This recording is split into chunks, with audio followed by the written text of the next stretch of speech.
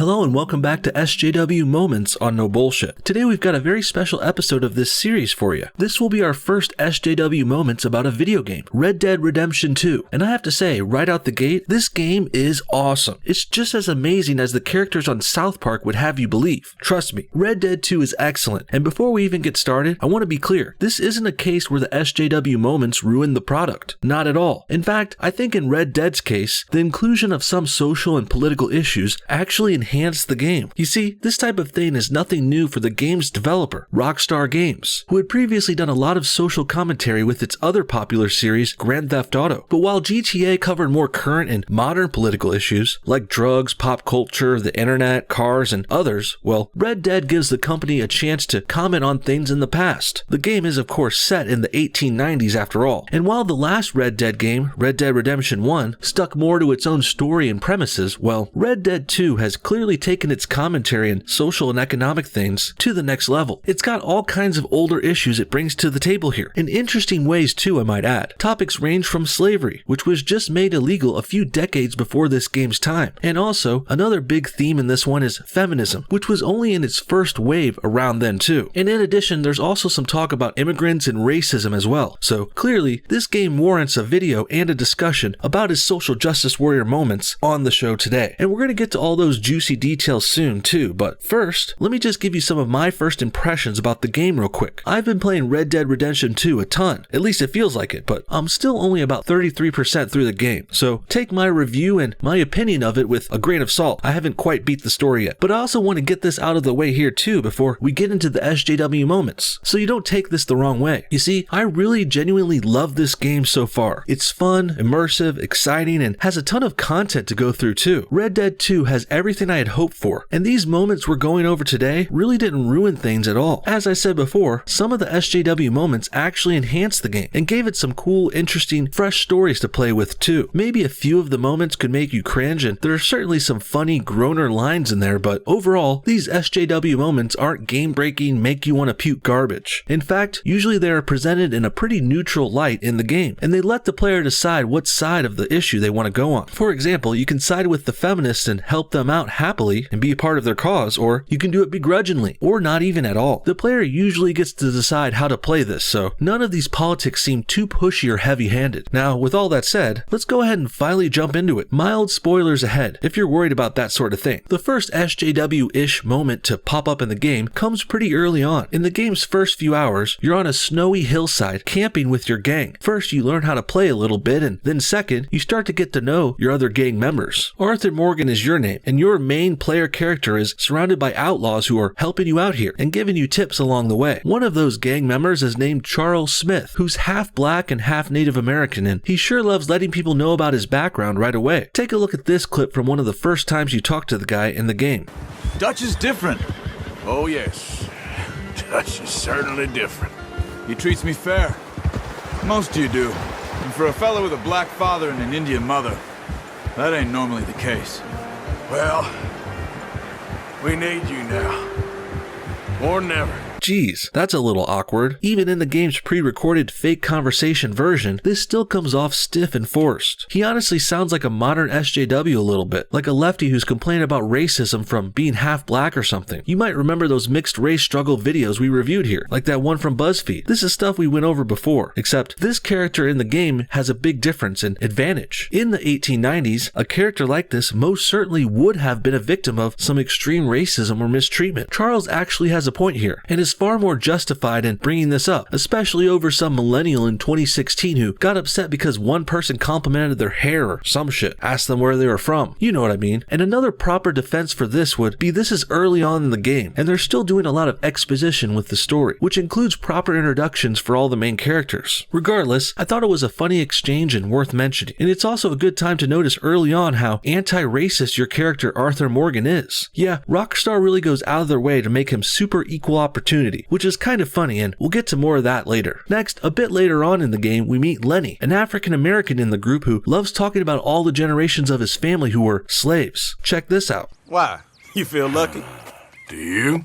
Oh, before me, at least 6 generations were born in chains. And for the last 3 years, I've been running from every lawman and bounty hunter west of the Lannahechee River. So yeah, I feel lucky.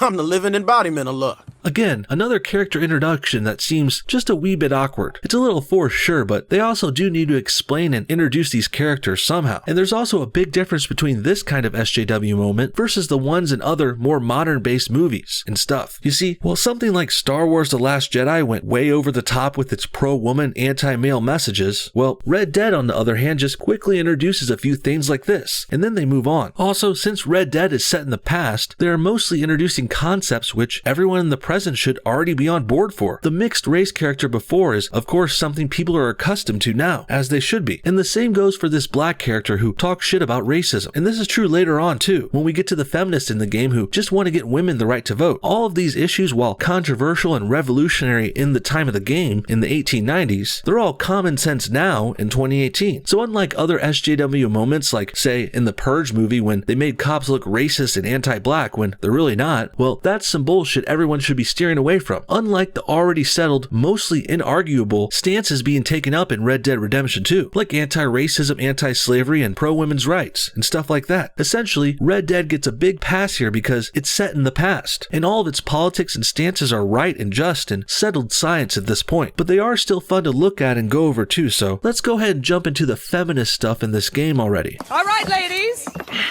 We know our song is a good one, and we know our cause is a pure one. Yes, ma'am. Let liberty reign! One of the early feminist missions has you driving a stagecoach filled with suffragettes, or women who are protesting to try and get the right to vote. This game takes place about 20 years before women had that right in America, and this is another issue that's pretty hard to argue against. Of course, women should have the right to vote. Perhaps the game having this kind of mission could be seen as a bit heavy-handed, but as I said before, this is also a common move for Rockstar Games, and it's a welcomed one if you ask me. Sure, they could have skipped this feminist stuff altogether and the game would have roughly been just as good, but including social politics like this is what makes open world games more interesting and more fun to me. And also, again, they are first wave feminists fighting for the right to vote, so let's not get them confused with modern third wave feminists who are fighting for rights they already have, or they are trying to disenfranchise men for their own personal gain. If a protest like that occurred in a modern game like, say, GTA, Grand Theft Auto, then you might hear me bitch more about it here. Certainly if the main character was on board with modern femme Nazis, but that's not the case here in Red Dead Redemption, of course. And another thing I mentioned before was how you can choose how your character responds to stuff like this. While I think this first feminist mission is mandatory, Arthur for the most part seems pretty aloof about the politics and the protests. He's just there to help a friend regardless, so you can do this mission as begrudgingly or as enthusiastically as you choose. And later on, you can choose to take even more extreme sides when you see these and other feminists later. And that brings me to another prominent feminist demonstrator